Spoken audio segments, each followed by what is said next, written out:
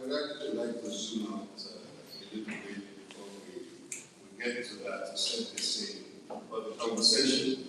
I want to propose to you that there are three very distinct stages of Fela's musical life, which I describe as the first stage, the time of joyfulness and aria and a kind of music of happiness that describes Lagos and people who live in it, and the lovely women are saying that in the street, what nightlife is like. This was the kind of music that they were playing at the time, which we can describe as happy music. It coincided with the time of our independence and the extraordinary optimism of the era. The second stage, which I described as the stage of defiance, was when probably the absolute height of his creativity and the huge torrent of production of Fela's music, when he was tilting against a corrupt and authoritarian political system that had abandoned its own country. And that lasted the longest period of his career. That was the midsection. And the final stage was what I would describe somewhat uncharitably as the period of despair or despondency, the time that he began to sense that all of his efforts might possibly be in vain. We'll go in some detail into those three stages. But let's start from the beginning about what it was like for those of us who were born right after independence. Right?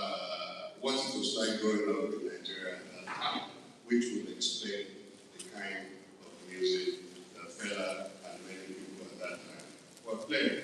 So if I personalize it a little bit, so I was born in Ife, the university town. The university itself had just been created out of the Adams Ring of the University of Ibadan, from which Ife emerged, and Lagos emerged, and Nsukka emerged, and Ahmadu Bello University emerged.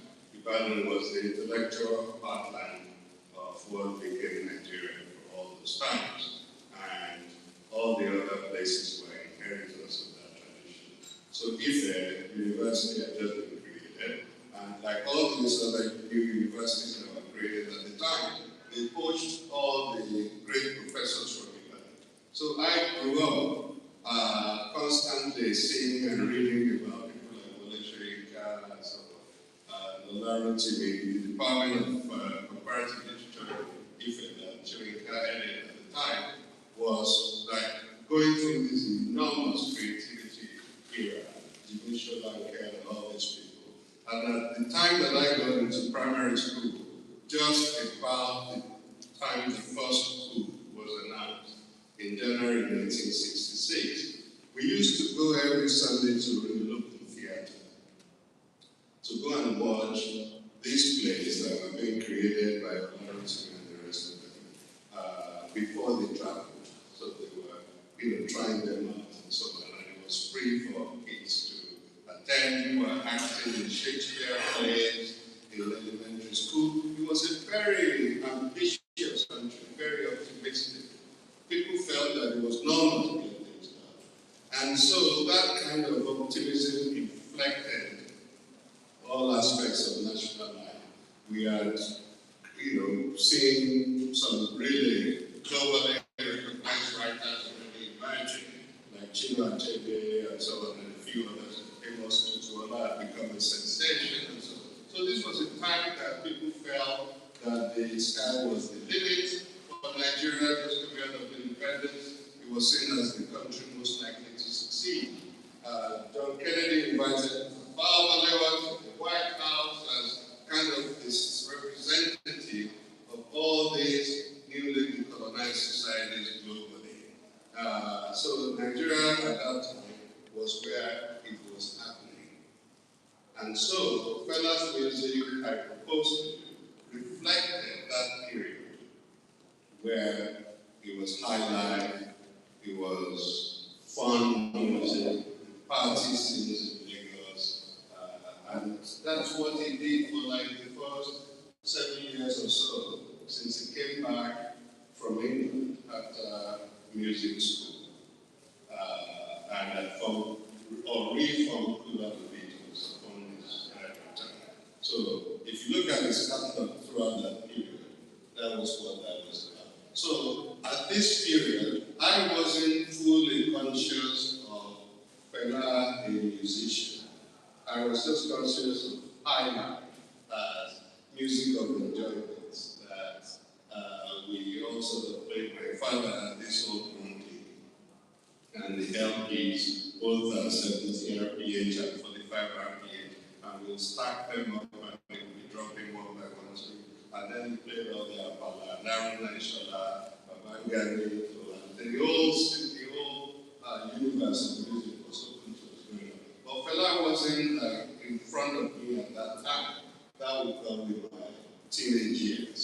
As we enter high school and was preparing to go to university, that's when Fela began to do that. But that period also coincided with the second phase of his musical evolution, and we'll get there.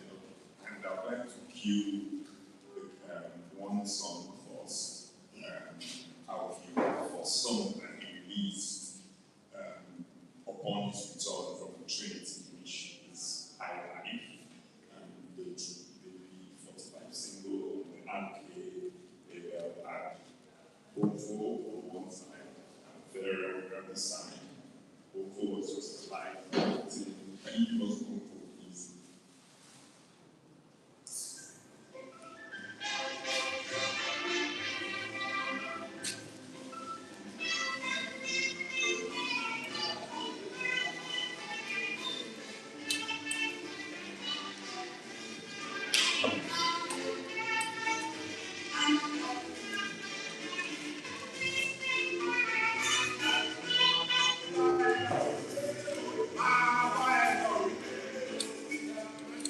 So there you have like a built-in high-life type of music.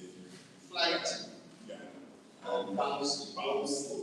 And this was Professor Nicolas Sukutis for that track, because he got the built-in piano on it. There are other songs around this, and all of the songs were songs from the genre that we call high-life.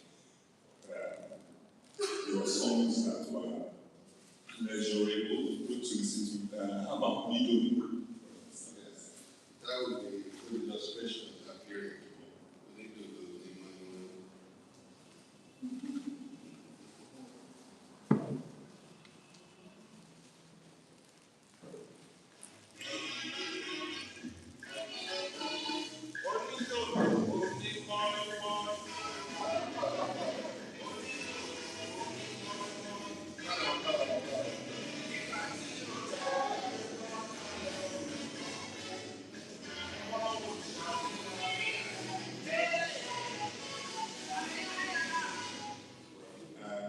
But I spent a lot of time in Lagos before going on to Trinity College.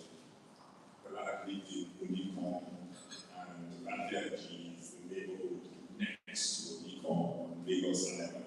So it's just sort of like This is where we roll. yeah, this is where it's not nothing heavy, nothing serious, just nice, absolute optimistic. So of course, as we moved into the late 60s, there was a little bit more complexity to his music, but not substantially different from the music of the early years. And then something happened, 1969, which happens to be when our horrendous civil war of citizen against citizen was coming to its bloody conclusion at the end of 69. The peace was, from the Biafra War, was declared formally on January 10, 1970, but the war was effectively over by the last quarter of 69. And it was during this period, so things were turning dark already, right? And then Fela left home with his band to go on the tour of the US, playing the only kind of music that he was used to playing at that time. And he fell in with these guys who were steeped in Malcolm X by any means necessary ideology of black liberation and the Black Panthers and so on by the time they had come to Los Angeles. I won't bore you, but most of you who are familiar with the Fela group know of that period. But the profound effect it had on him was to radicalize his music, to shift away from the happy music of the first phase of his career into something far more urgent and far more radical and far more insistent, which was then leading up to what we shall see as the confrontation with the Nigerian state. So he comes back from that trip, and that forms the band Africa 70. The song we'll play before we start talking about the period of his return from the United States. It's a song called My Lady's Frustration. My Lady's Frustration, you can begin to see how he's parting and how he's living the high life.